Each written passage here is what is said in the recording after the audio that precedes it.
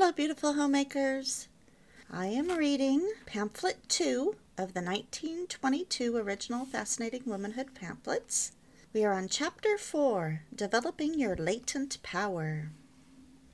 In our analysis of the man's viewpoint in the last chapter, we learned that there were three main essentials for enchanting womanhood: fresh and joyous health, a tender childlikeness of manner, and a worship-inspiring loveliness of character.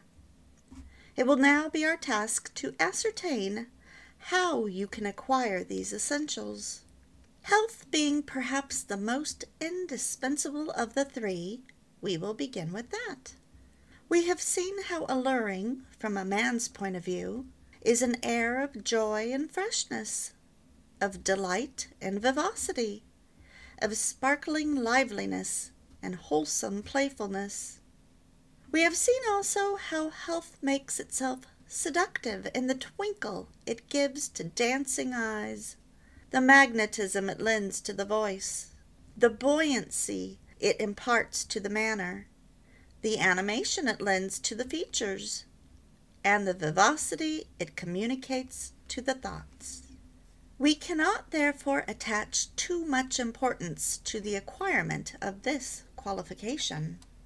There are a few gloriously attractive girls who need not read this chapter. They are the dazzling creatures whose blood fairly tingles as it courses through their veins, whose every step has the spring of vitality, whose glowing complexions, sparkling eyes, and vibrant voices bespeak a woman radiant with health in mind and body. Every toss of her chin, every tone of her voice, glance of her eye, every thought and every movement discloses the winsomeness of such a woman. "Here is my loveliest handiwork," cries nature aloud, "the perfection of healthy womanhood.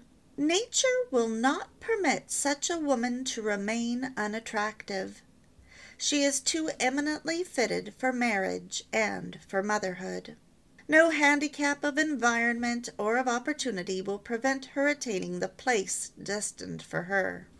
Nature lends her every allurement within its power: a lovely face, tempting lips, entrancing eyes, lustrous hair, and exquisite form, a warm, pulsating voice, and a magnetic personality. The result is irresistible. The only time a woman like this is resistible is when she doesn't want to be married, and she is very off-putting towards men. It's more what she says and how she acts, definitely not how she looks. I've seen women like this over the past, 30 years. And what strikes me about them, these women that don't want to get married at a young age, or, even in their 30s, they too much want to be in control, and they don't want to submit in any way to a man, which marriage requires.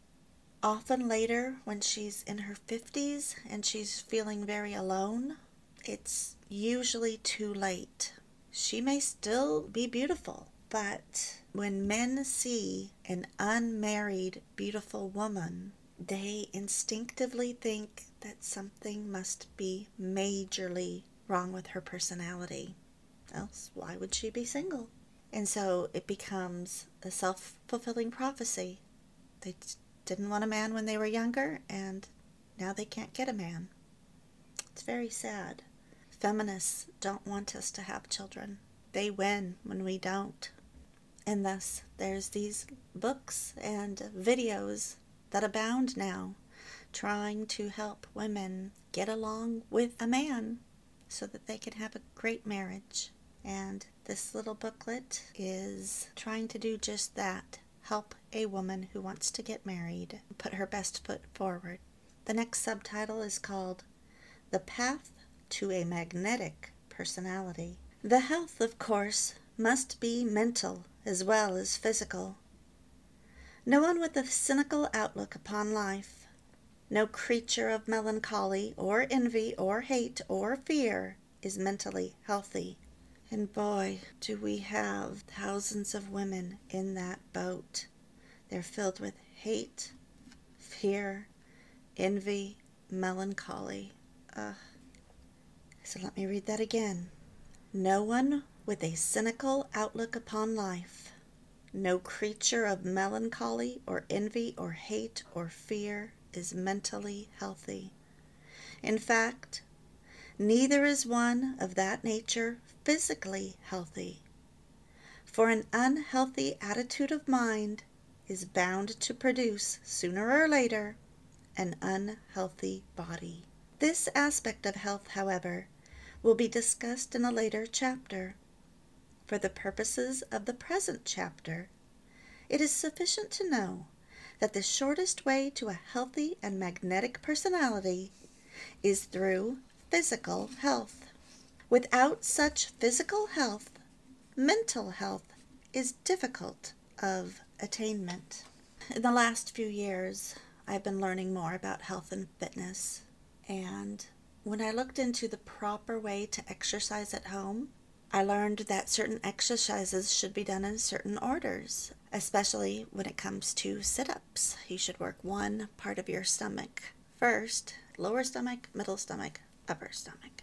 And you know how you warm up your body, how much aerobics is too much, what exercises are hard on your joints, like running. You don't want to run. And it was funny because what I discovered was a tape that I had done in the 1990s actually ended up having the perfect routine. It's on YouTube. It's actually put out by Cosmopolitan, and you have to skip the first 3 minutes of the video because there's an ad and an interview, and you just want to get to the workout routine. It's completely dated. It was taped off of a VHS tape, and yet it's one of the most perfect aerobic routines on YouTube. I will put it on my blog. The secret of the attractiveness of dancers and musical comedy actresses is often their physical vitality. The nature of their work makes them take constant exercises in dancing and keeps them in perfect physical trim. It is not surprising, therefore, that every day we read of some offspring of a wealthy family marrying a dancer or an actress. Such young men can often have the choice of 100 society girls who have the finest clothes available, who spend money lavishly on dressing their hair and beautifying their complexions, and who are often much more dainty and cultured than the chorus girl. But none of these allurements can offset the chorus girl's health and vitality when it comes to fascinating men. Cosmetics alone cannot mask a person that fills their body with junk food and goes out late at night, doesn't get enough sleep, and doesn't partake of enough exercise. When nature and judgment clash. In a man's eyes, there is nothing in the world less attractive than obviously poor health in a woman.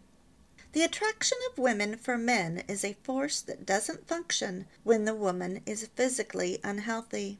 The man looks upon a debilitated woman with the same indifference with which he looks upon another man. She may as well not be a woman at all so far as his feelings toward her are concerned. On the contrary, the magnetism of a healthy woman is so great that nature often impels a man to marry her against his better judgment. Romeo and Juliet, for example, were irresistibly attracted to each other in spite of their own good judgments, in spite of the conviction that their marriage was bound to create a terrible situation. They could no more keep apart than two powerful magnets placed in proximity to each other. Such an unconquerable attraction is only possible when both the man and the woman are in vigorous health. Nature will not lend to unhealthy people the magnetism necessary for it. Of course, this does not mean that every healthy woman can attract any healthy man, For there are many other factors which interfere in individual cases, but which need not be discussed in this work. But it does mean that nature will see to it that unhealthy women, unfitted for the responsibilities of marriage, will generally attract no men at all.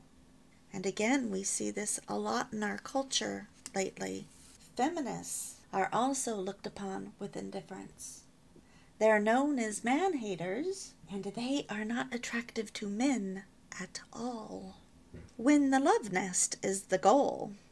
Now, of course, love nest here means love and marriage, when love and marriage is the goal, not an illicit affair. This is all very well, you say, but I don't happen to be healthy.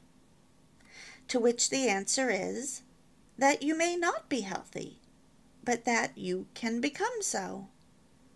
Usually, poor health is your own fault in that you are violating the laws of nature. Continued poor health is sometimes the result of pure laziness. Sickly women are often too lazy physically to take the exercise they need, and are too apathetic mentally to learn how to take care of their health. Now, of course, today we know that sometimes illness just sideswipes you. We don't know all of the reasons why people get cancer. Some people are born with genetics that make them more susceptible to some diseases. This book, of course, is being very broad in that people didn't know a lot of what we do know today about health, vitamins especially. A lot of the places in the city where they got their food, they weren't always pure.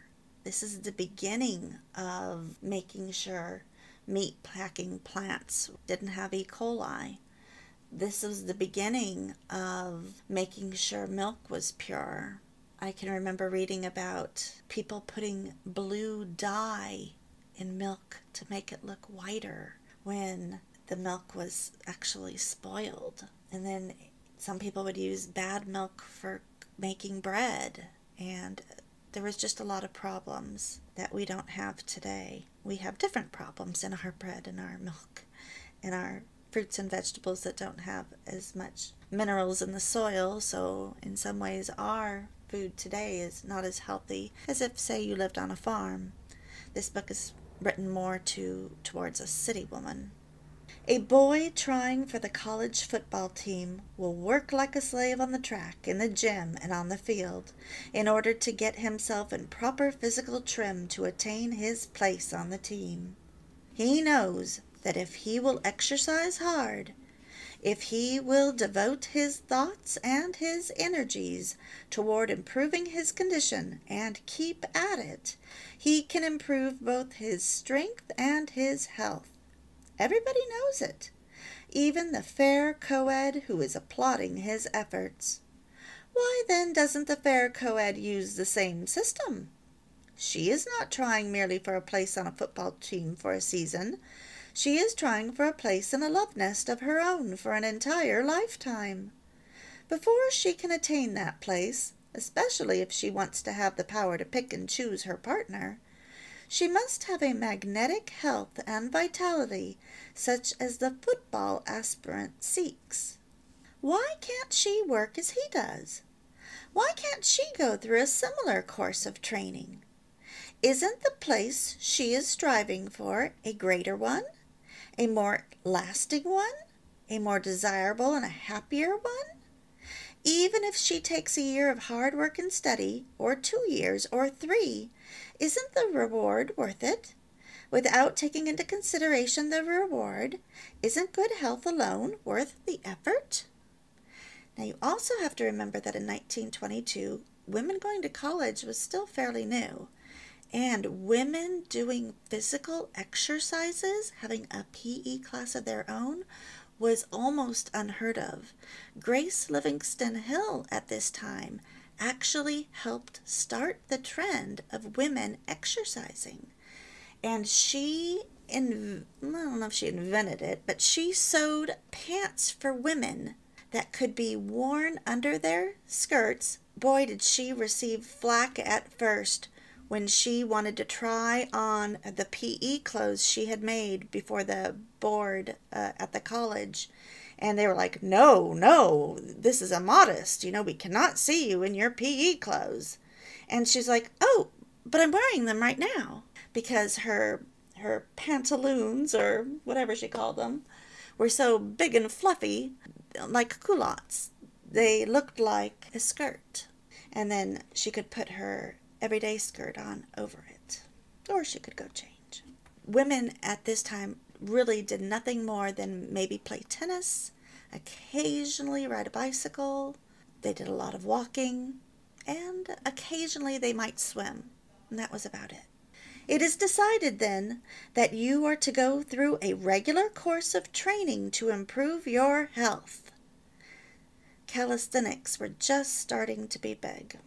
Even if your health is already fairly good, you are going to undertake the training and keep it up until your physical condition is perfect, until it is so vigorous that your every movement betrays it, until people passing you on the street cannot help remarking what a clean-limbed and wholesome concentration of gracefulness and vitality you are. And that was Grace Livingston Hill.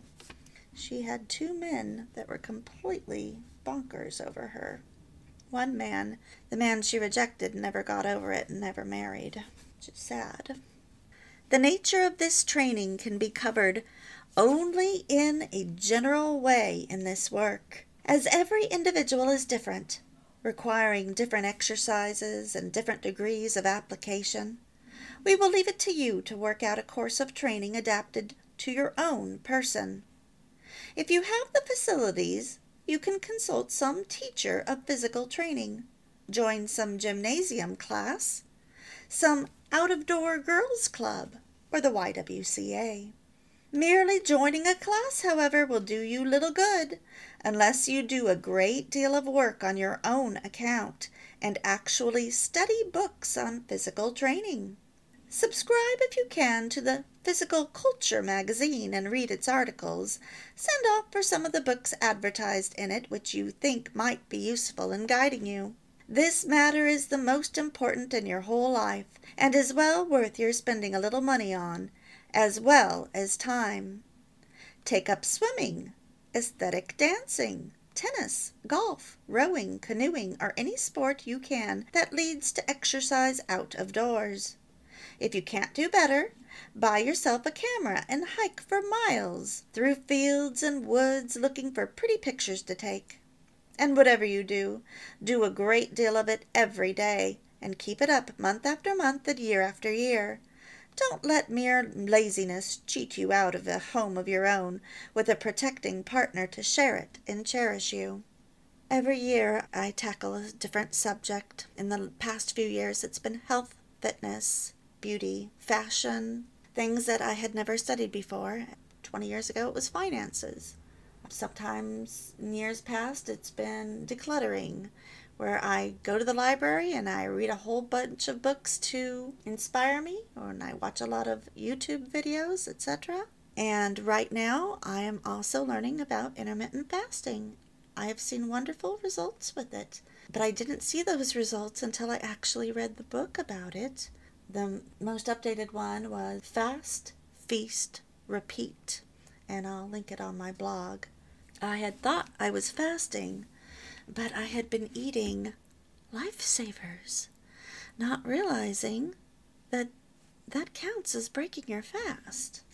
It was pretty disappointing, but once I learned how to clean fast, I saw much improvement.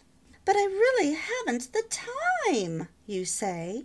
For I work for my living in an office, a store, a factory, where I have so much to do at home that I have even less time than a businesswoman. Besides, my work is all the exercise I need, and I have neither the money nor the opportunity to engage in all these outdoor sports. All wrong. We will talk about that in the next video.